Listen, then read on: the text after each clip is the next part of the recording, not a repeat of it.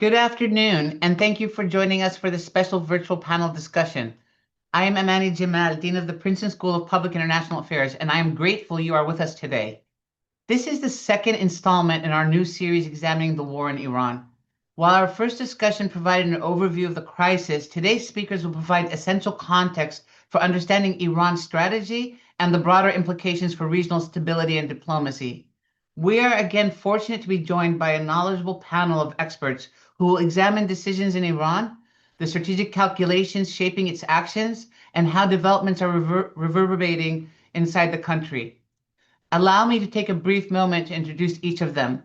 Bernie Hakel is a professor of Near Eastern Studies here at Princeton. His research focuses on the political and social tensions that arise from questions about religious identity and authority. Sayed Hussein Mousavian is a former Iranian diplomat currently serving as a visiting research collaborator with Princeton SPIA's program on science and global security. He was previously with SGS as a Middle East security and nuclear policy specialist. Kian Tazbuch is a full-time visiting assistant professor in the program in international relations at New York University, who is widely recognized as an authority on Iran, the Middle East, and Islamist politics. Thank you to all our panelists and to everyone joining us virtually. Please feel free to submit questions using the Q&A button at the bottom of your screen. We will get to as many as we can. And now I'd like to turn the program over to our moderator, Razia Iqbal, the John L. Weinberg Goldman Sachs and Company visiting professor and a lecturer here at Princeton SPIA. Razia, the floor is yours.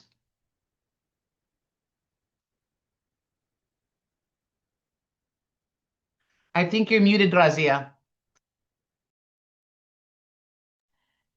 So that's exactly what I was told. Unmute yourself, and I failed to do that. Thank you, Amani. Hello, everybody. Thank you for joining us. We are now in the fifth week of the war launched by the United States and Israel on the Islamic Republic of Iran. It began on February the 28th, while negotiations with Iran through Oman were still taking place. It is not, of course, the first time that the US has joined forces with Israel to attack Iran. The 12-day war in June last year was a significant escalation. Iran's response then was limited to attacking Israel. This current war has had almost immediate and much wider consequences, not least because in response, this time Iran has attacked not just Israel, but US allies in the Gulf, and has all but closed the critical global maritime choke point, the Strait of Hormuz. It handles roughly 20 to 25% of the world's seaborne oil trade, 20% of LNG, liquefied natural gas, as well as products that are critical for farming, such as fertilizer. The strait is not only critical to global energy security, since much of the crude oil that passes through it is usually bound for Asian countries. This has become, by some metrics, a global conflict. Indeed, some experts have already called it a global war. This is a war that clearly has serious geopolitical ramifications, but it's also always sobering to be reminded of the numbers of people who have been killed. Inside Iran, there is, of course, the difficulty of getting full numbers, but reports indicate between 2,000 and 3,500 people have been killed. In Lebanon, 1,300 have been killed and 1 million people have been displaced. In Israel, more than 20 killed, and the US forces have lost 13 of its members. And there have also been casualties in the Gulf states. I'm delighted to be joined by three experts in their field. Let's begin with what's happening inside Iran. Sayed Hussein Mousavian, let's start with you first. We've seen the assassination of so many who were at the top of the Iranian governing structure. Ayatollah Khamenei, of course, in the first day or so.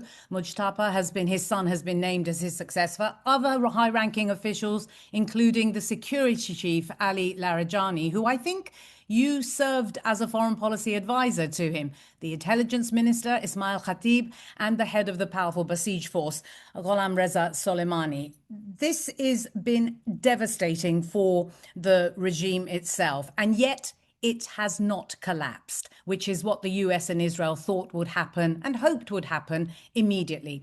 I wonder if we can start by getting your thoughts on what you attribute that to, the fact that there are still leaders in place and that the country continues to function.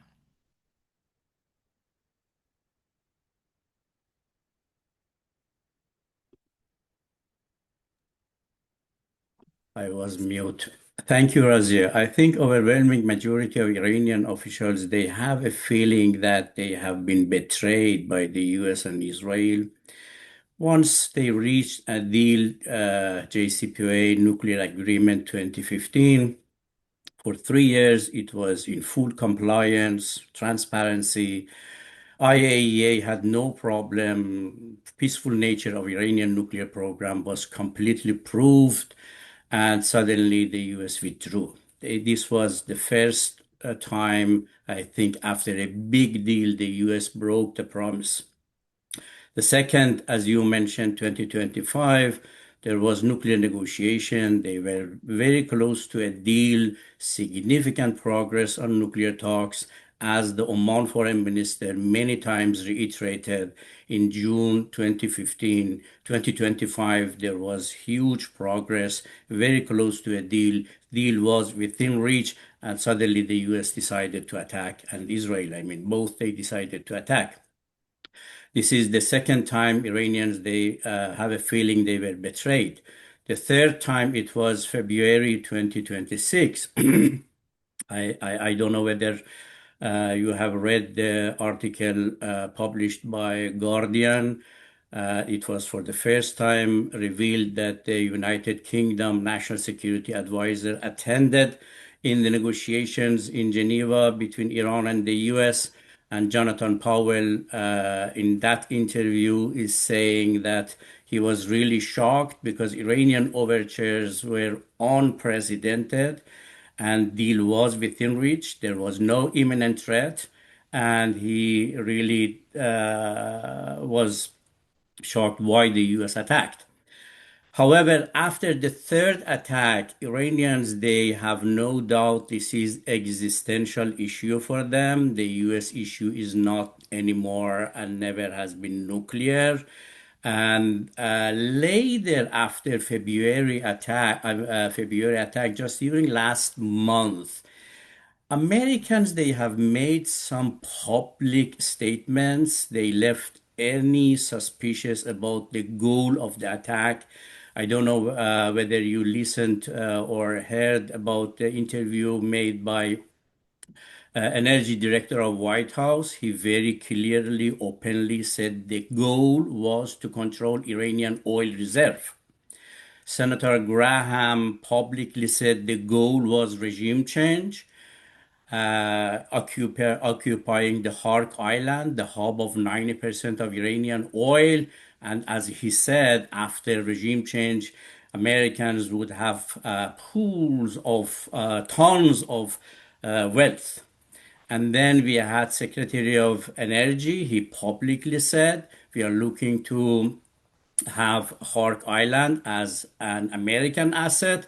And just yesterday or the day before yesterday, President Trump very openly said his preference is about Iranian oil. Therefore, everyone now in Iran understand the target was for the US regime change and controlling the Iranian oil and wealth like Venezuela. And Israeli strategy from the beginning for Iranians, they was clear because Netanyahu last year publicly, openly, officially said his strategy is greater Israel. I mean, and then we had American ambassador in Israel, which is again officially and publicly said, yes, Israel has right to occupy the other Middle Eastern countries. Therefore, with the American statement, Israeli statements, you can see for Israelis, the strategy is greater Israel. This means that they are after total eradication or destroying Iran. And for the US, the objective, the aim has been, the goal has been oil and regime change. That's why they are resisting, and that's why the Iranian nation now are united, and they are fighting for 33 days, and they have said they are ready to continue to defend their country. Kian Tajbakhsh, you have in the past taken part in protests inside Iran, most notably in 2009 in what's called the Green Revolution, and you have been supportive of this external intervention by the US. And as we've heard from Sayed Mousavian, that the way in which the objectives of this have been presented to the world can only most charitably be described as kind of shifting. The nature of the objectives on the part of Israel and Washington have shifted. Israel continues to say what it wants, but Washington chops and changes day by day. I wonder what you think about that in particular, that there has been a kind of split. There are many people, many Iranians who are saying, well, actually, this could lead to something really good for Iran, and that someone like yourself who welcomes the external intervention, given the fact that internally there hasn't been enough of a push to change what is happening at the top of the Iranian regime. I wonder what you think about these shifting nature of the objectives. First of all, it was regime change, then it changes to all kinds of other things. What are your thoughts on that?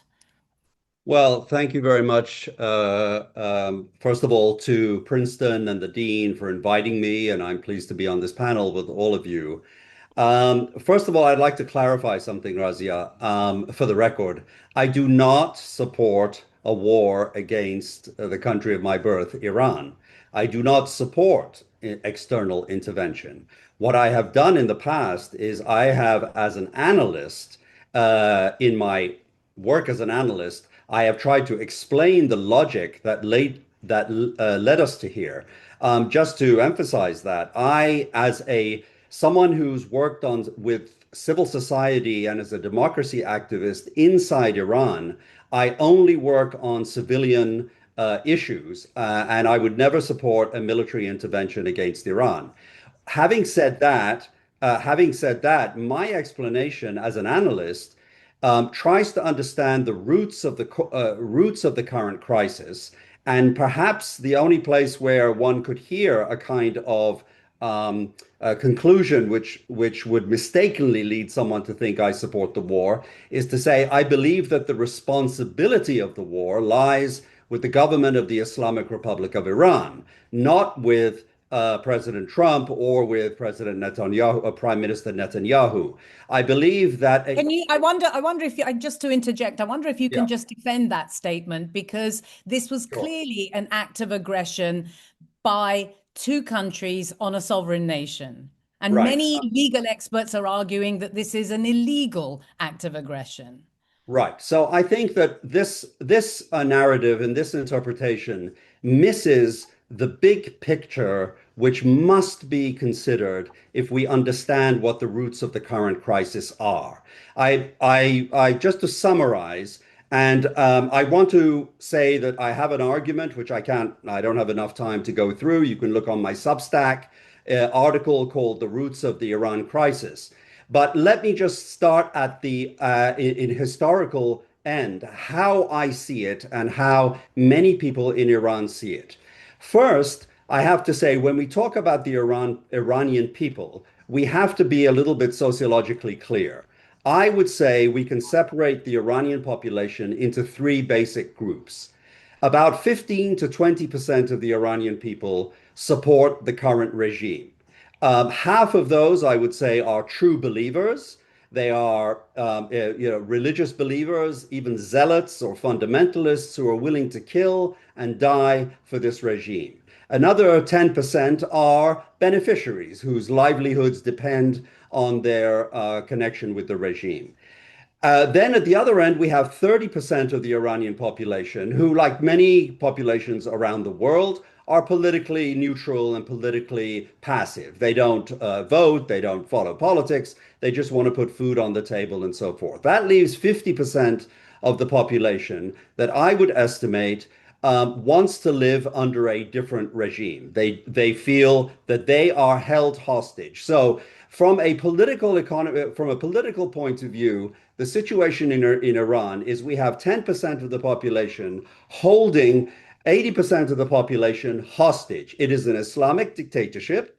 And I say that not as a slogan, but I say it as a political theorist. We define a dictatorship as a political system that cannot lose power through free and fair elections. So that's the case in Iran. Now, having said that, let me just say just what I want to frame this completely differently, and I'll say it as quickly as possible.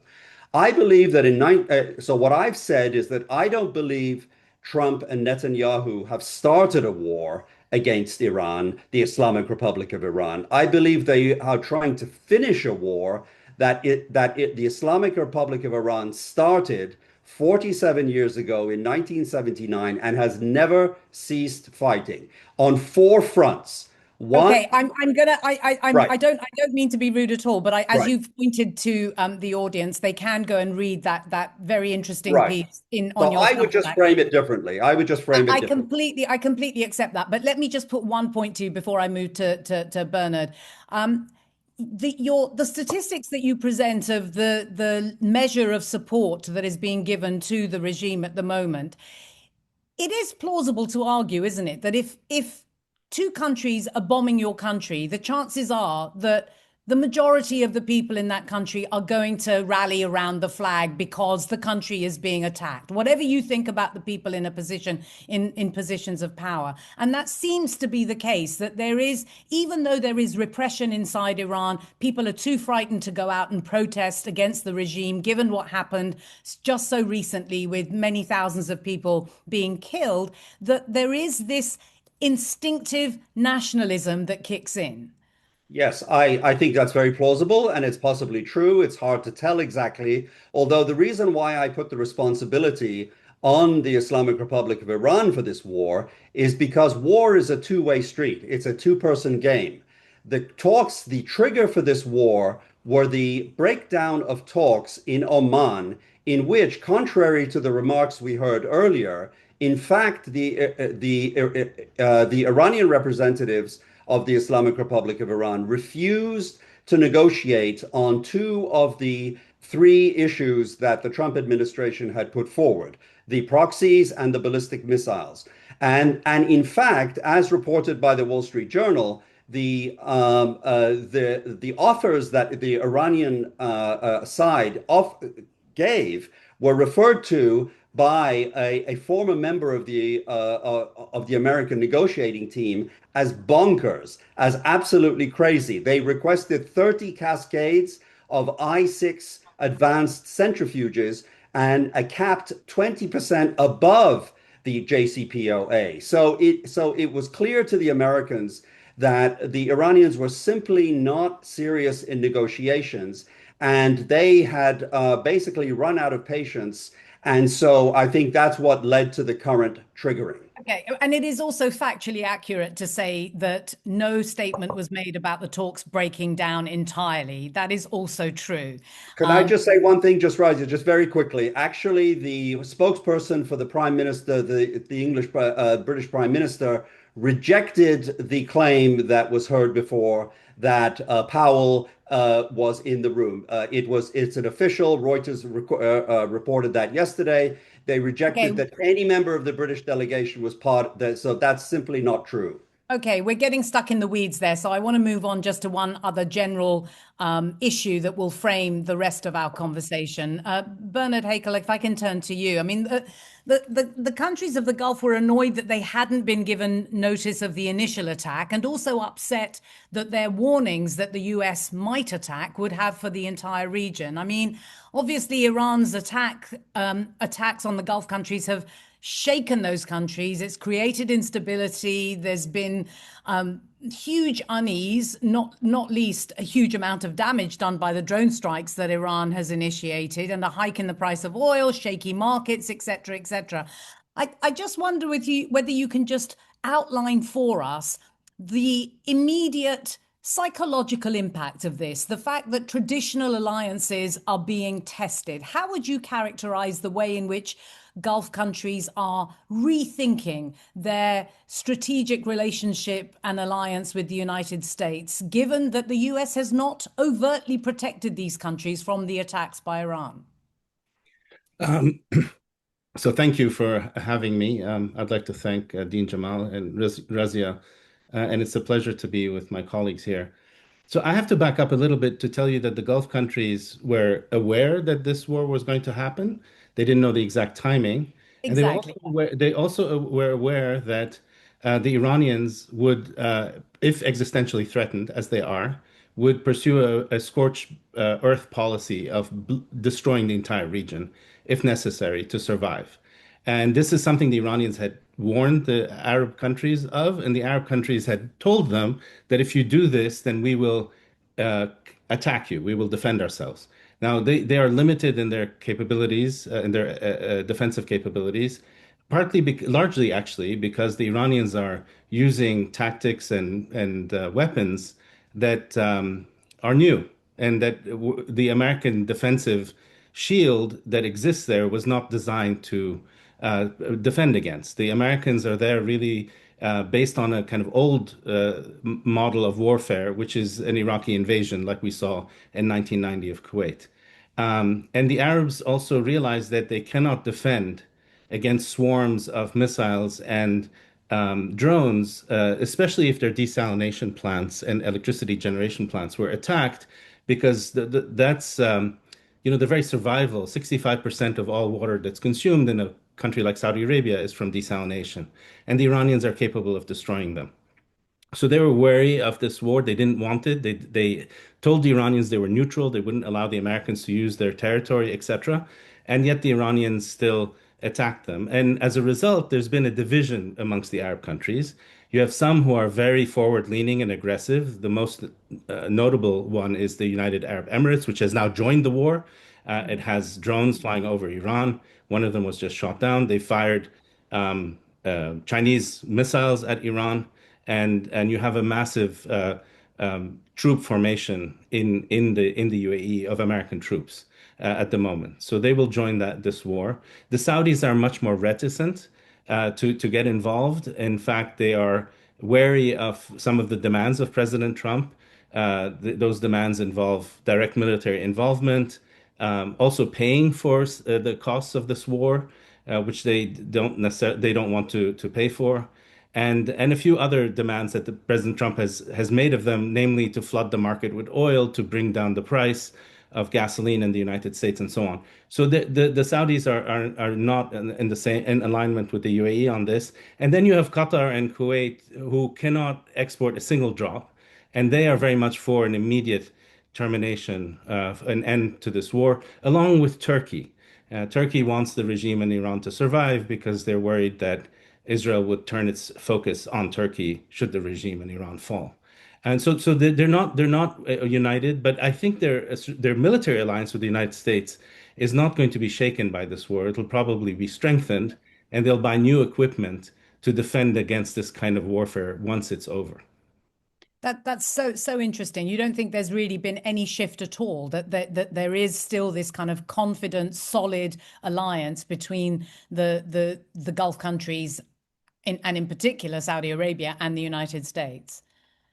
Well, there's no alternative to the United States. I mean, the Chinese, as we can see, are not deploying troops.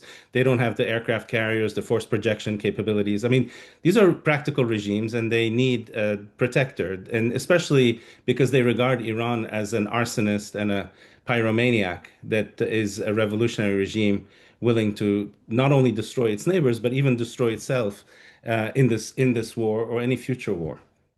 Let's go back to Iran then. Sayed Musavian, I wonder whether you can just outline for us. You wrote a very interesting piece some time ago about why the West doesn't understand Iran, and you focused it on the importance of honor and esteem in Iranian culture. And you said that there were no instances in Iranian history when expediency has trumped the idea of saving face. I wonder if you think, given that you wrote that some time ago, whether you still today see that as being the kind of modus operandi of how Iran is behaving in this conflict.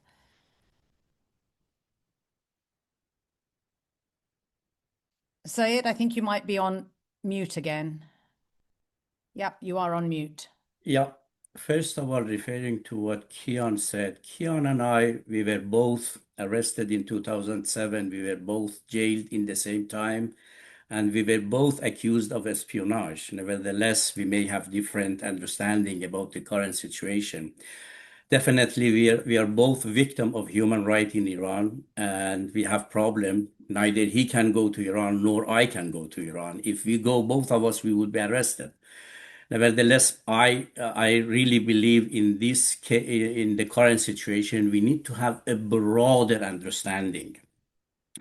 When Iran was attacked by Saddam 1980 to 1998, neither Iran had nuclear program, axis of resistance did not exist, and even Iran didn't have one single missile. Therefore, no missile, no axis of resistance, no nuclear program, but Iran was attacked. The US supported, Europe supported, Soviet Union supported, and the target was to disintegrate Iran. It was in 1980, just some months after revolution. And then let's go again to what General Clark said in 2007. He was top US general. He was the commander of NATO, and he came to public and he said in 2001, 2002, I saw a plan in Pentagon decided to attack 7 countries in the Middle East. Libya, Syria, Iraq. He has named all the countries and he said the last one would be Iran. All 7 countries have been attacked. I mean, this has been a big agenda since 2001, saying, revealed by a very, very top American general. Okay, but can I And ask you just to respond to this idea of how Iran is responding? Because it does feel that in some ways, endurance, just sheer endurance, could present a victory for Iran, even though it has suffered enormous losses already. at the moment, Razia, I would say for them, the big issue and the main issue is existence, because they are attacked with the most powerful army during the history of mankind. And losses are unbelievable. I mean, about over 20,000 people have been either killed or injured. Over 100,000 non-military sites have been attacked, destroyed. And that's why I think they are really convinced that Israeli US attempt agenda strategy is for total dismantle of the country, and they are going to resist. And this is really the most important feeling atmosphere in the Iranian side. How far they would be able to resist, I don't know. But nevertheless, as we understand here, Israel is in problem because of Iranian retaliation. Bernard correctly said, I mean, Arab countries, they are in problem. But I think, Bernard, I should remind you what President Trump during last 4 or 5 days very openly has said. No other country supported our attack, only 5 countries. He named Saudi Arabia, Qatar, Bahrain, and he said they are partners. We have been jointly 7 countries. They have been a partner attacking Iran. Nevertheless, at the end, if you're looking to the end state, as you know, during last 15 years of my work at Princeton, I have been working for peace between Iran and GCC, published a book on how Iran and GCC they have a comprehensive, sustainable, long peace between Iran and the US. I have published a book, Nuclear Weapon Free Zone, WMD Free Zone. This is really something we need to work for the future, because Israeli agenda has nothing to do only with Iran. They have destroyed, I mean, Syria is destroyed, Libya destroyed, Arab countries destroyed, two-state solution destroyed, Gaza destroyed. I mean, if we go and just limit it to Iran issue, this would be a big mistake, Razia. The agenda is much, much, much broader. Okay, I mean, I accept that I accept that the issues inside the Middle East are enormous, and I understand why you're painting it as a broader picture. But I wonder if we can just confine ourselves to how Iran is responding to what is happening to it. And you brought up the issue of the nuclear program. in the early days of the war, there's been so much trumpeting by the United States. I'm going to stay with Saeed for a moment, that how successful the US and Israel has been in destroying Iran's capabilities. I mean, they have said that they've destroyed the Air Force, they've destroyed this, they've destroyed that. And yet there is still this dimension that is taken everyone by surprise. The drones that Iran has been using continue to be enormously successful. But I want to ask you particularly, Said, about Iran's nuclear capability. US intelligence says that Iran's program has largely been degraded. What can you tell us about the operational damage from last year's 12-day war? And is it your understanding that the enriched uranium that Iran still has continues to be secure in an underground facility? First of all, about Iranian strategy, how to respond, they are a dual track strategy. From one side, they are negotiating through Pakistan, Egypt, Turkey with the US administration.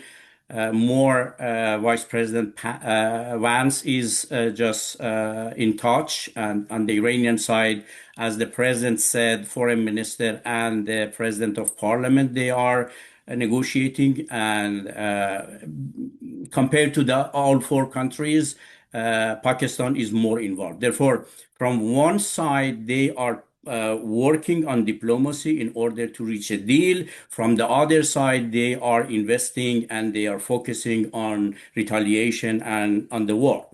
Now, I'm coming back to your question. The big issue you have heard many times from President Trump, from Witkoff, from Rubio, State Secretary Rubio, is they say they have 400 kilogram high level enriched uranium. This is the main issue.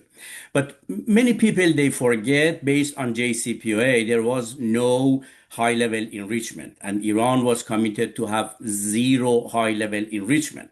Second, in 2025 negotiation, Iran agreed with Witkoff that they would either dilute or to export the 400 kilogram. Even during February 2026, they agreed that they will be ready to either dilute or to export. Therefore, Iranians never they have been after just making nuclear bomb. I would refer you to every U.S. intelligence assessment from 2007 to 2026 and every IAEA report. They are very explicitly saying there is no evidence of diversion toward weaponization. But finally, to your question, I think it has hugely damaged. I mean, the US has been able to damage the three key nuclear sites of Iran: Arak heavy water, Natanz and Isfahan enrichment, and even Isfahan UCF. I mean, the main Iranian nuclear sites have been either totally destroyed or hugely damaged. And it will take for Iran 5 years, 10 years to rebuild it. Okay. This is clear. I mean, Trump is here, right? But okay. So, but one issue which I think, Razia, okay, go ahead. Finish your thought. one issue which Americans, I'm really surprised. Americans, they do not understand. The know-how and technology is there. And once John Sowers, who was a UK negotiator, then became the head of MI6, he told me, Hussein, UK made nuclear bomb with only 16 centrifuge. I mean, if Iranians in the future, they want to make nuclear bomb, they have know-how technology, it doesn't matter whether they have 400 kilogram or not, they will be able to make it. In the absence of a deal with the US, Razia, if Trump is going to leave, just announce a ceasefire, to leave it as is, I'm afraid Iranians are not going to be committed with the JCPOA, with NPT, and maybe they go for nuclear bomb. Well, I was just going to put that question to Kian. I mean, it has occurred to many, many people that this war and the one in June 2025 is more likely to make the Iranians move forward to make a bomb than not. Well, Razia, first of all, I wanted to thank Sayed for pointing out my imprisonment. Although I'm very happy that his imprisonment, I think, was quite short. Mine, a matter of a month or so. Mine was 10 years. And I'm very happy you found your way to a good, comfortable position at in an American university. It took me over a decade to put my life together, and I say that not as any kind of resentment, but just to say that my perspective is shaped by my experience as a democracy activist and as someone who understands the way the regime works in terms of its internal politics. The other But let point me I'd ask make, you then Razia, to let well, me look, ask can you I? then to answer that question, because it does strike me that this would be very obvious for a country that is being attacked, that they would want to have a nuclear weapon because they would see it as a perfect deterrent to any further attacks. What I would say to that, first of all, is I would say that we have to, I think, make a distinction between, you speak of Iran, and I make a distinction between Iran and the Islamic Republic of Iran. I mean, either we believe that the regime in Iran represents the majority of the people in a way, to run them together would assume that the way the government of the United States or the government of Britain represents its people. So that's a disagreement. I mean, I think that what the policies of the Islamic Republic of Iran, as I mentioned, is an extreme outlier. I think this is what people forget. 47 years, Islamic Republic of Iran has become so normalized, people forget what an extreme outlier it is. It's not a normal country. There are only two countries on planet Earth that do not host a US embassy. One is North Korea, the other is the Islamic Republic of Iran. The Islamic Republic of Iran refuses to integrate. It is designated as a terrorist organization. It supports officially terrorist organizations designated by 14 European countries and the United States and the State Department. It has an eliminationist genocidal project against Israel. It has killed more American servicemen than Americans have killed Iranians.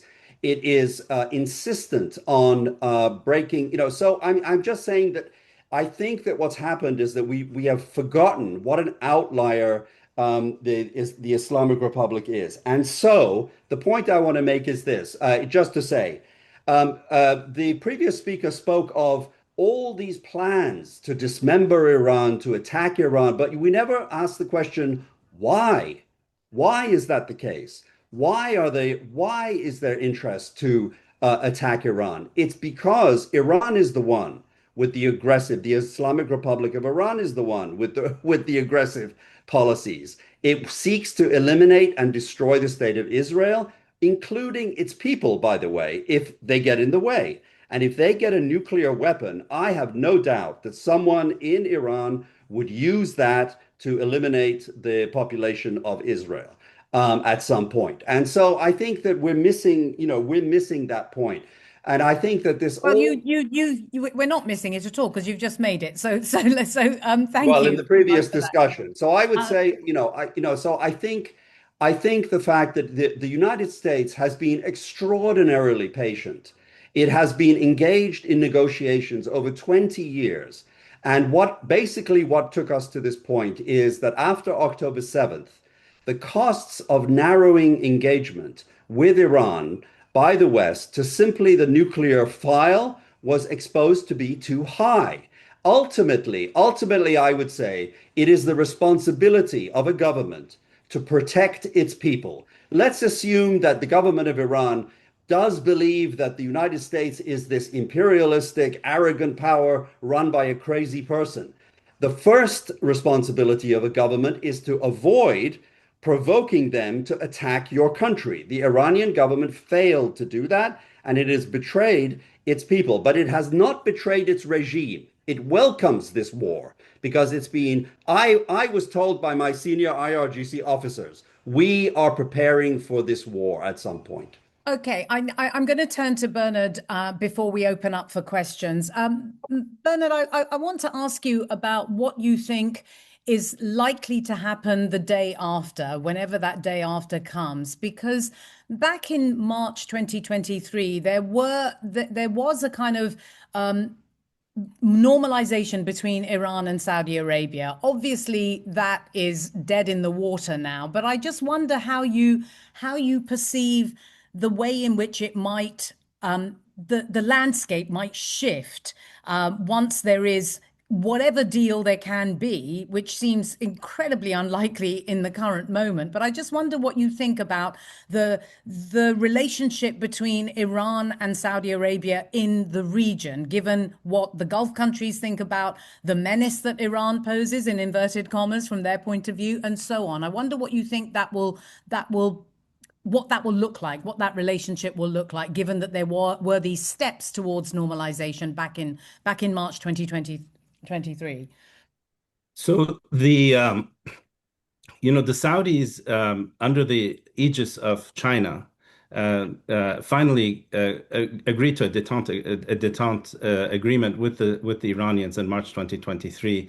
The hope of the Saudi leadership was that with the death of Ayatollah Khamenei, natural death, not his assassination, that the regime would over time moderate and that they would build connections with Iran, cultural connections, economic connections, and that, in 10 years or so, the regime would behave more like a state and rather than a revolutionary cause. And now that plan has gone out the window. And what we have is a much more hardened regime. If this regime survives, and I get now, I'm trying to get to the question you asked. If this regime survives, and if it maintains control over the Strait of Hormuz, which essentially means it's control over 20% of global oil and liquefied natural gas, then the Saudis and the Arabs will not accept this, and they will pursue a policy of extreme aggression against the Islamic Republic to try to reverse that situation. Now, that said, they are limited in their capabilities and their military Well, I was capabilities. just going to ask you, well, how would that manifest itself? It could manifest itself in a much stronger alliance with Israel. It could manifest itself in new weapon systems. It could manifest itself in promoting internal divisions within Iran, playing the ethnic card, trying to create cracks within Iranian society. I mean, there are many, many ways that it can manifest itself. And, the regime in Iran is not invulnerable. One of our speakers here, Saeed Hussein, speaks of the regime as if it's, a 10-foot tall, powerful, extremely powerful and resilient regime. I don't buy those talking points or the conspiratorial worldview that he presented. The regime in Iran is very weak, it's very fragile, and as Kian pointed out, the people are not in favor of this regime. Now they may be keeping quiet because many of them were killed and are afraid. Just like under Assad, we saw that in Syria, we saw that in Iraq under Saddam.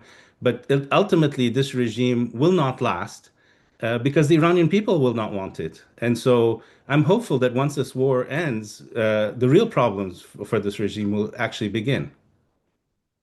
I'm just going to thank you very much, Bernard. I wonder if we can just kind of open up some of the questions. I'm just going to put them to whoever wants to answer them because people aren't asking specific individuals on the panel. Let's start with this one.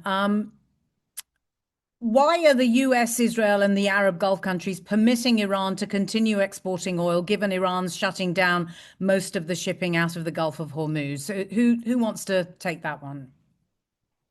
Let me address it since I teach a course on oil and energy. So Right. first, President Trump yesterday, and throughout his many discussions, and you find this with many American presidents, they talk about energy independence of the United States because there's so much oil and gas in the United States. What they miss and what they either don't know or they don't tell the American people is that, the energy markets, especially oil, is a global market and it's a fungible market, which means that if you have a major disruption anywhere in the world, it'll be reflected in the gasoline price at the pump here in the United States. So we cannot disassociate the United States, no matter how much oil we have, from what happens around the world, not just in the Persian Gulf, but in particular in the Persian Gulf, because you have 50% of the world's energy supplies, conventional energy supplies in that region. It's important to kind of understand that. And what the Trump administration has done by basically easing the sanctions on Iranian oil that's floating around on ships, as well as Russian oil, is to keep the market as lubricated as possible with oil, because he's desperately worried that the price will go up very dramatically and the American people will turn against him, especially with with the elections in November. So I think that's the calculation, and ultimately, what President Trump wants to see is, and he's a 1970s person in his political imagination. It's sort of a strange thing to see a president leading the most technologically advanced country still thinking in sort of mercantilist 19th century terms when it comes to commodities. And he thinks that if he can control oil, not necessarily sort of steal it, as Sayyid Hussein Mousavian said, but rather, sort of have some control over its marketing and how it's sold, like Saudi oil is sold and other oils are sold, then America will remain dominant vis-a-vis China. I think that's the play, and that's why Venezuela was very important. That's why Iran is very important now. Yeah, I mean, when you talk about, the notion of, in inverted commas, stealing oil, it's certainly it's certainly the case, and an opinion held by many, many people with regard to Venezuela, that that's exactly what he intended. He openly said that he wanted complete control over Venezuelan oil, and that is indeed what is happening. I'm going to stay with you, Bernard, if I may, because there's a question about a Sorry, journalist. Razia. Sorry, Razia. Just a little point of fact. I mean, Venezuelan oil is being sold at market rates, and the money is going to Venezuela. It's not going to America. So that's just a basic fact, and Okay. we shouldn't sort of try to fudge it. Okay. All right. So let me just ask you a question, because this relates to the kind of access that you have to Crown Prince Mohammed bin Salman. There's one question here that says that a journalist who has had access to MBS and other Saudi leaders say that he wants Trump to finish the job. And we've certainly heard this in the early days of the war, that MBS had phoned Trump and said, "Do not seek an off ramp, finish the job."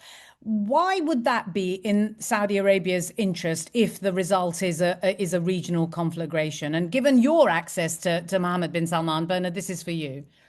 Yeah, it's not true. I mean, that story is not true. Also, what Sayyid Mousavian said about that Trump thanked Saudi Arabia for its encouragement of this war is also not true. I mean, the Saudis are worried about defending their vital installations, and they can't defend them against Iranian aggression, which is why they were against the war before it happened.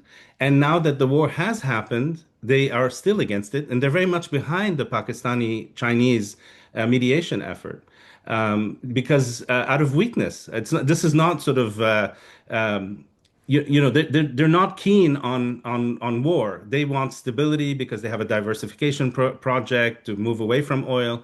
None of this can happen with wars, around Saudi Arabia, and you already have one in the south to Yemen. You have one in the west in the Sudan. They don't want wars out of just practical necessity for what they envisage for themselves and for the region. So the news reporting that you're alluding to is, in fact, probably, I suspect it's Israeli backed style propaganda that is trying to make the Saudis seem like they're, in league with Israel against Iran, and it's not true. Right. Okay. So this I think I will put to both Kian and Syed. So who holds the cards on this when the war is over? If the United States decides to end its campaign and compels Israel to stop too, which is a really a big issue, can Iran afford to keep the Strait of Hormuz closed? Wouldn't that alienate other world powers, including Europe, India, and China, who are obviously hugely affected by the strait being closed? Syed, do you want to take that one Yeah, first? based on international rules and regulations and navigation, Strait of Hormuz is in water territory of Iran and Oman.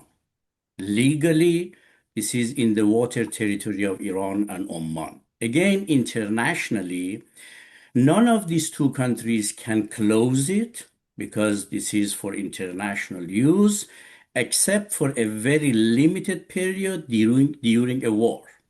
I mean, this is what I say. I have searched about the international rules and regulations. Nevertheless, this strait cannot be closed for long term, one. Second, I agree with Bernard, this is extremely vital for GCC. And third, if there is going to be any arrangement, there should be a peaceful negotiated settlement arrangement between Iran, Oman, and GCC countries. Because here is 20% of the oil or 25% of the energy of the world, and no country, even China, 90% of Chinese oil is coming from this strait.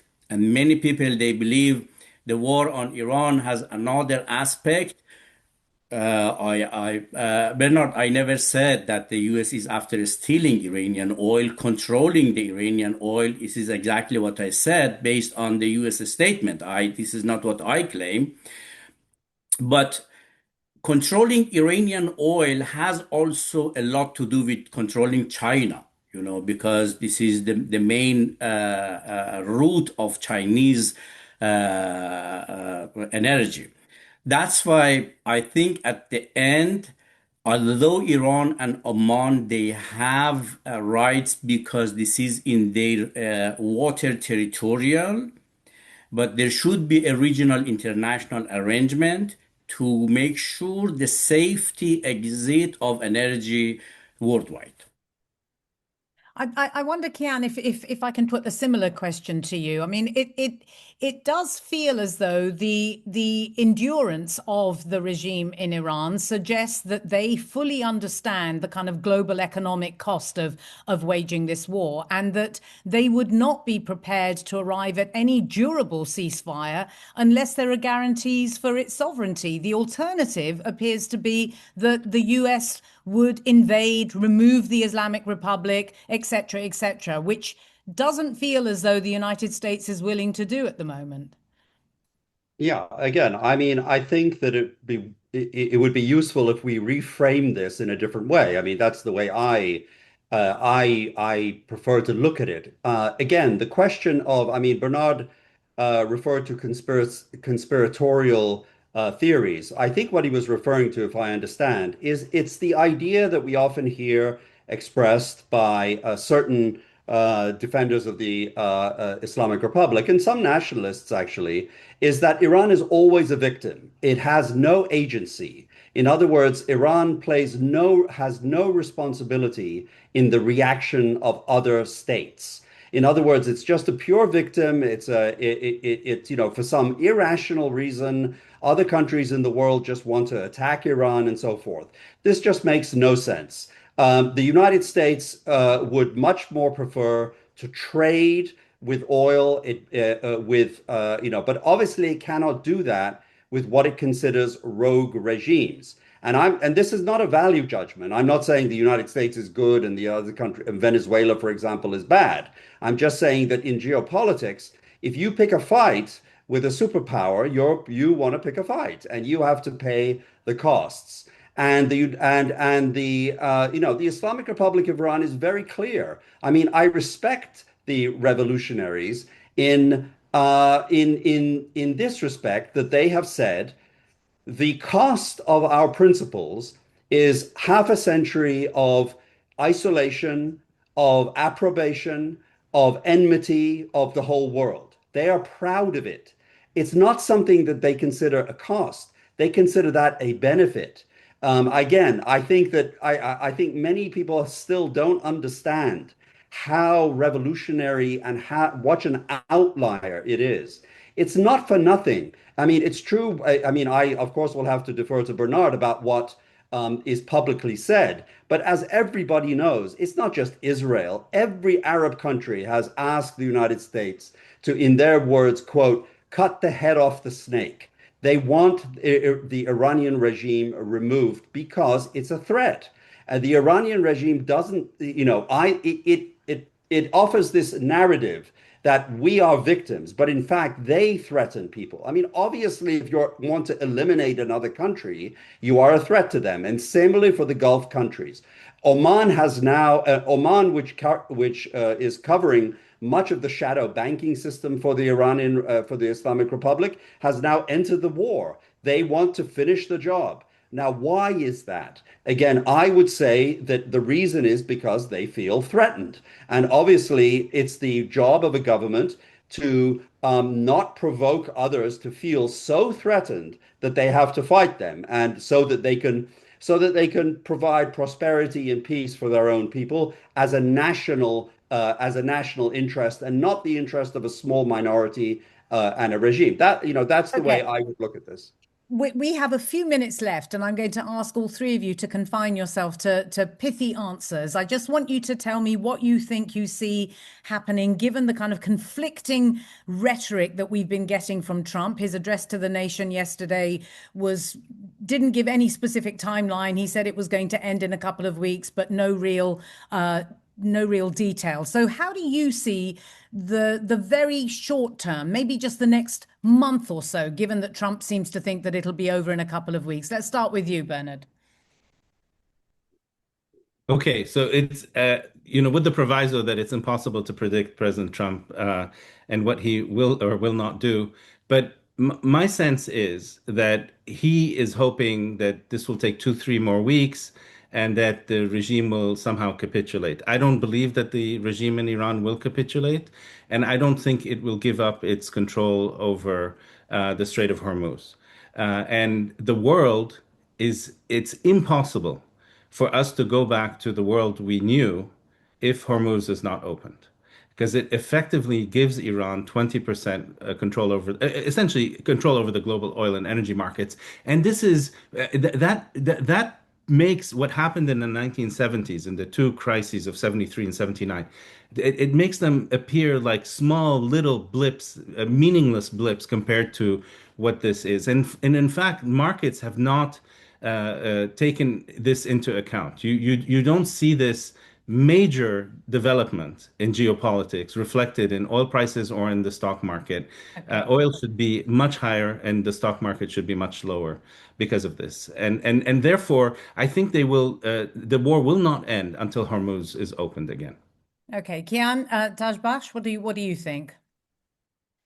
Well, I mean, the same proviso, it's hard to predict, but it looks like, given Trump's speech last night, that there was nothing new in it, that he does plan to have this limited operation wind up in, a month or so.